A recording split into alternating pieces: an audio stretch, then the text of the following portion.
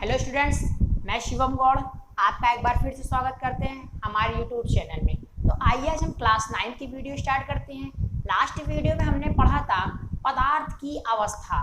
तो पदार्थ की अवस्था में हमने ठोस अवस्था, द्रव अवस्था और गैसीय अवस्था, मतलब हमने अपने बुक के अकॉर्डिंग या हम पदार्थ की जो 3 अवस्थाएं जानते हैं हमने उसको पूरी अच्छी तरह से पढ़ भी लिया है। और उस पर हमने लास्ट टाइम प्रैक्टिकल भी किया था, जो उससे रिलेटेड टॉपिक थे, जो क्वेश्चंस हमारे होते हैं जो हम जानते भी थे। आप लोगों ने, सभी लोगों ने हमारी प्रैक्टिकल की वीडियो भी देखी थी। तो आइए आज हम स्टार्ट करते हैं प्लाज्मा, पदार्थ की चौथी अवस्था, क्लास 9।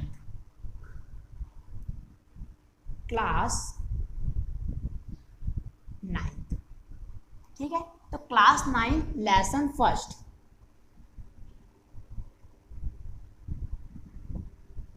Class 9 lesson first. तो हम लोगों ने क्या क्या पढ़ा था? ठोस अवस्था,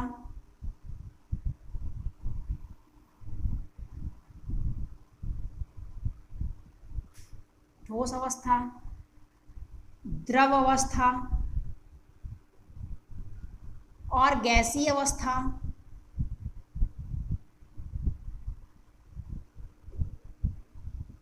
ठीक है, 3 अवस्था, 1, 2, 3। और चौथी है जो आज हम पढ़ेंगे प्लाज्मा,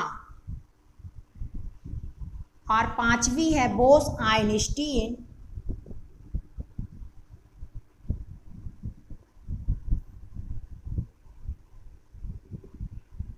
कंडेंसेट। तो मेरे प्यारे भाइयों, आप सभी लोगों ने पदार्थ की 3 अवस्थाएं पढ़ लिया है, ठोस, द्रव, गैस। आज हम पढ़ेंगे प्लाज्मा। ठीक है, तो प्लाज्मा हमारी पदार्थ की ये चौथी अवस्था है। यह हम पदार्थ के प्रकार 5 जानते हैं। ये पदार्थ की हमारी चौथी प्रकार है। कौन सा प्रकार है? चौथा प्रकार है। तो आइए स्टार्ट करते हैं प्लाज्मा। आज का हमारा टॉपिक है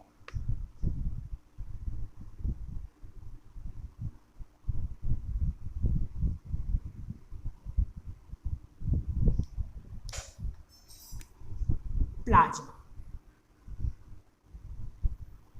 ठीक है, प्लाज्मा जो है, प्लाज्मा की पहचान सबसे पहले किसने की? सबसे पहला क्वेश्चन हमारा यही होता बनता है कि हमें जानना होगा प्लाज्मा की पहचान किसने की।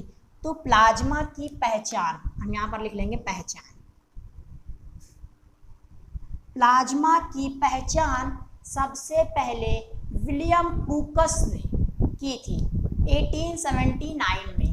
ठीक है, विलियम क्रूकस ने की थी। क्रूकस नली में प्लाज्मा की पहचान, इसकी पहचान सबसे पहले क्रूकस नली में की गई। किसमें की गई? क्रूकस नली में की गई। और ये कब की गई? तो ये जो है हमारा 1879 में किया गया। कब किया गया? 1879 में। और किसने किया था इसको? विलियम क्रूकस ने किया था।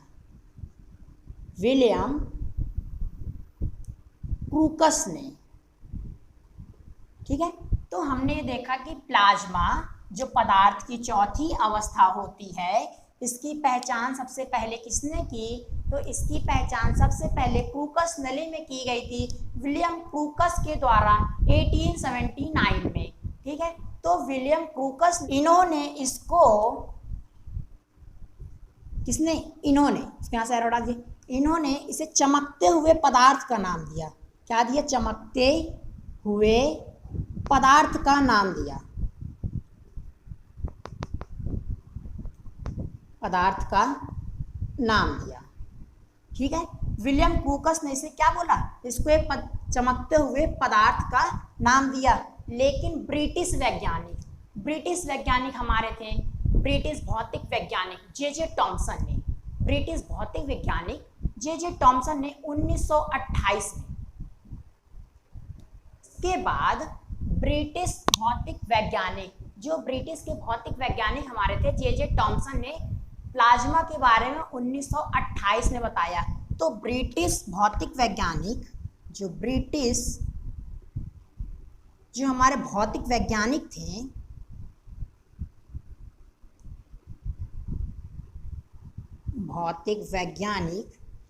जे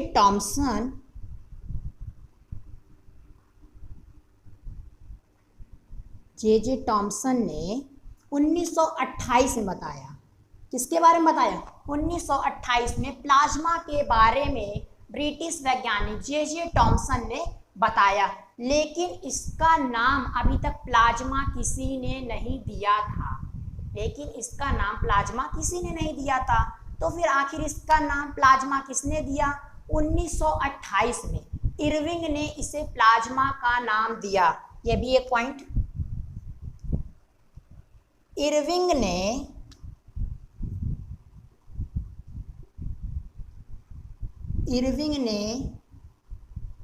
1928 में इसे प्लाज्मा का नाम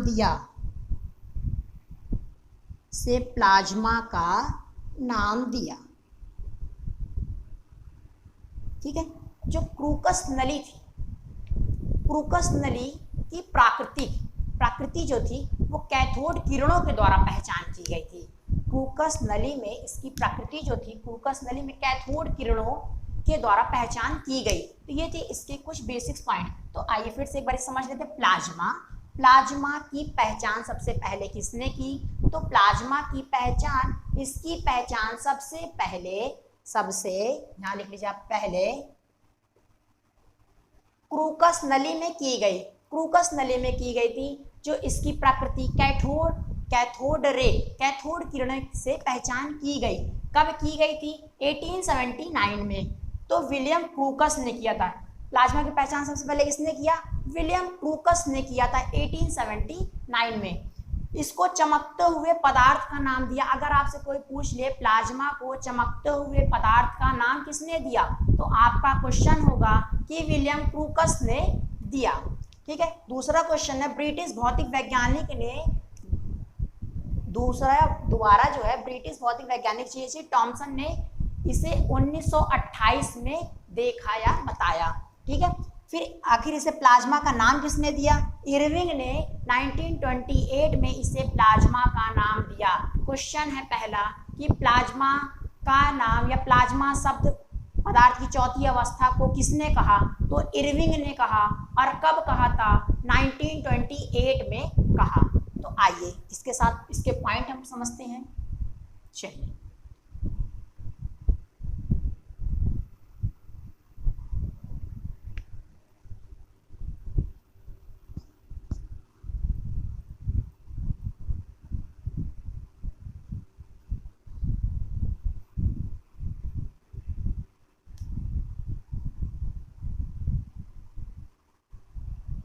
प्लाज्मा यहां पर हम लिख देते हैं।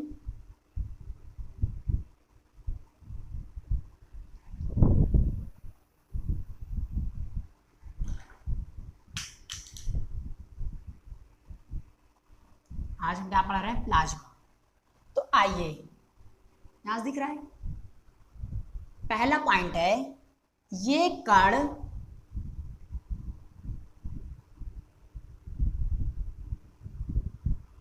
अत्यधिक ऊर्जा वाले और अधिक उत्तेजित होते हैं।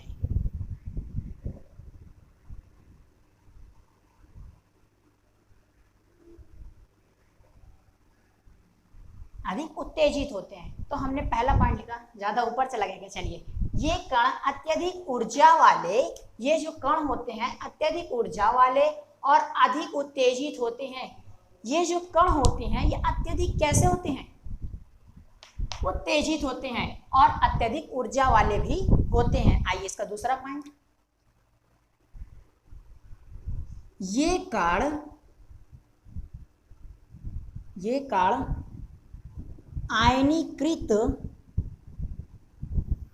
आयनीकृत गैस के रूप में ये कण आयनीकृत गैस के रूप में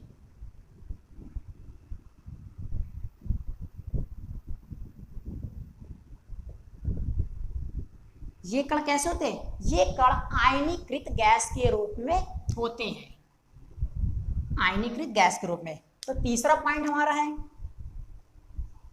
आइए, तो फ्लोरेसेंट ट्यूब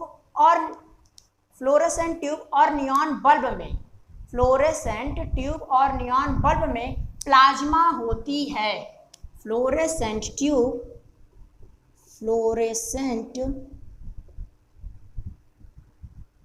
ट्यूब और नियॉन बल्ब में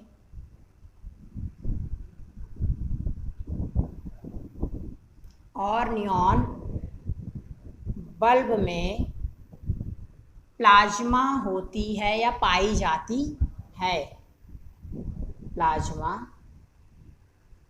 होती है। तो ये हमारा हो गया फ्लोरेसेंट ट्यूब और नियॉन बल्ब में प्लाज्मा होती है। तो नियॉन बल्ब के अंदर कौन सी गैस भरी होती है? नियॉन बल्ब के अंदर नियॉन गैस भरी होती है और नियॉन बल्ब के अंदर नियॉन गैस भरी होती है और फ्लोरेसेंट ट्यूब के अंदर हीलियम व अन्य गैस भरी होती है। चौथा पॉइंट, नियॉन बल्ब के अंदर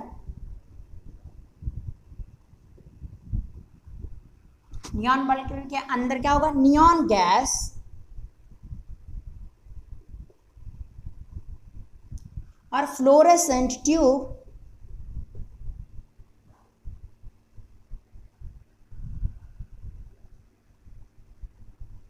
के अंदर हीलियम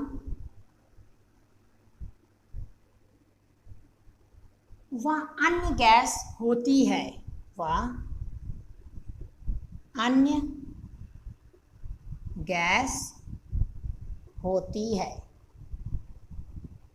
ठीक है। तो ये हो गया हमारा फोर्थ पॉइंट। तो फिफ्थ पॉइंट हमारा क्या होगा?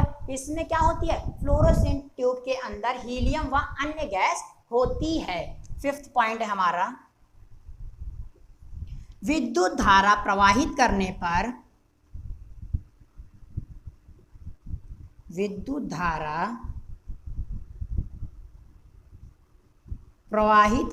पर जब इसमें विद्युत धारा प्रवाहित की जाती है तो ये आयनीकृत हो जाते हैं, आयनीकृत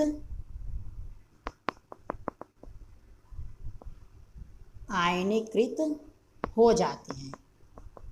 जब प्लाज्मा के अंदर अगर विद्युत धारा प्रवाहित की जाती है तो ये क्या हो जाती हैं? ये आयनीकृत हो जाते हैं, ठीक है। आइए सिक्स पॉइंट नंबर 6, आवेशित होने से, अगर आवेशित हो जाए तो क्या होगा फिर? आवेशित होने से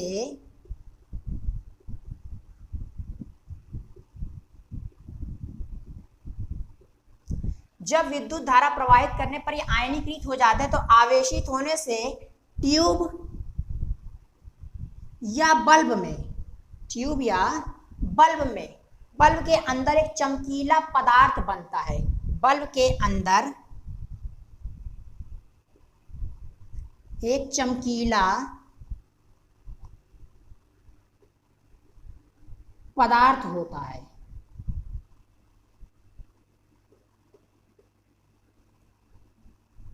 एक चमकीला पदार्थ होता है जिसे हम प्लाज्मा कहते हैं,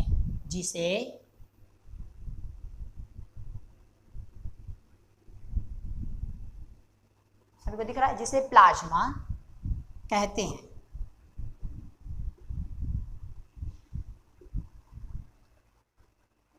तो आवेशित होने से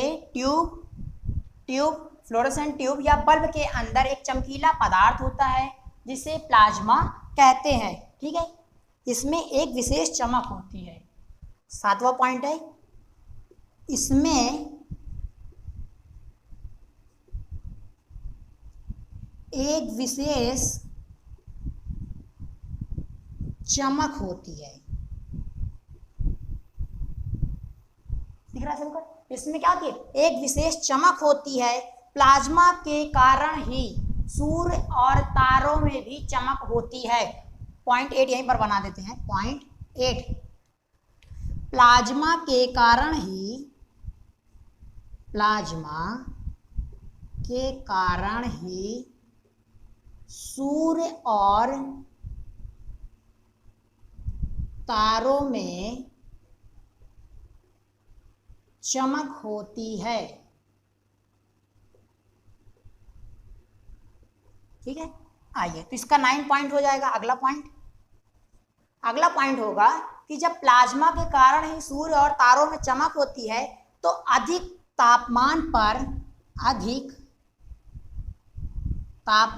पर, ठीक है, अधिक तापमान के कारण, लिख लीजिए आप, अधिक तापमान के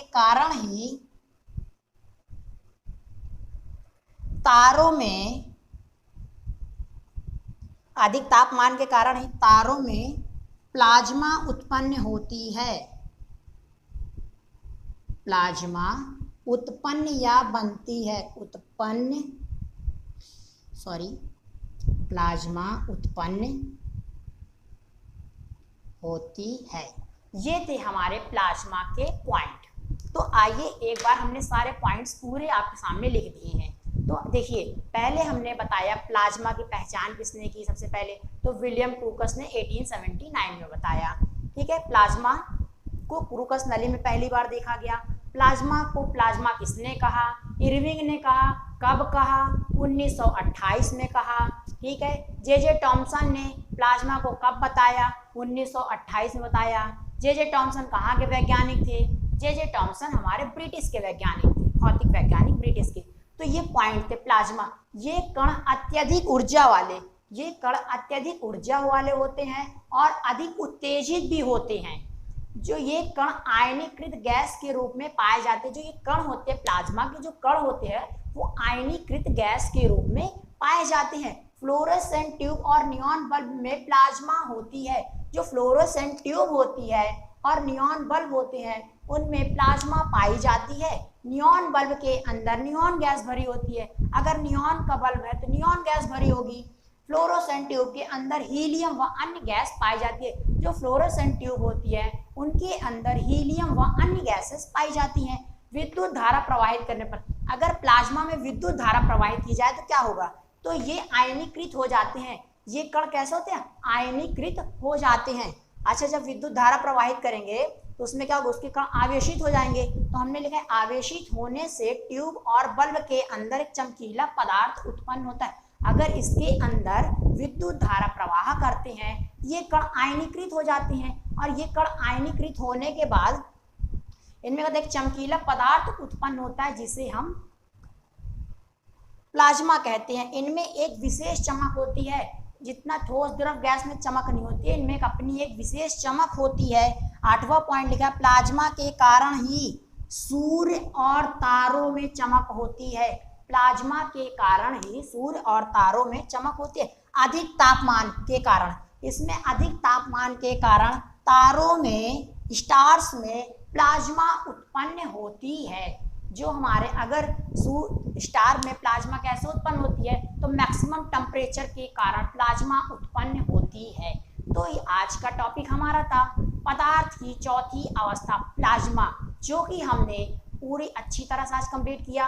और जो अगला टॉपिक हमारा कल होगा, पदार्थ की 5वीं अवस्था, सभी लोग जानते हैं, बोस-आइंस्टीन कंडेंसेट, कल हम उसे स्टार्ट करेंगे। आज की वीडियो यहीं पर समाप्त करते हैं। सभी को धन्यवाद मेरे प्यारे बच्चों, बाय बाय।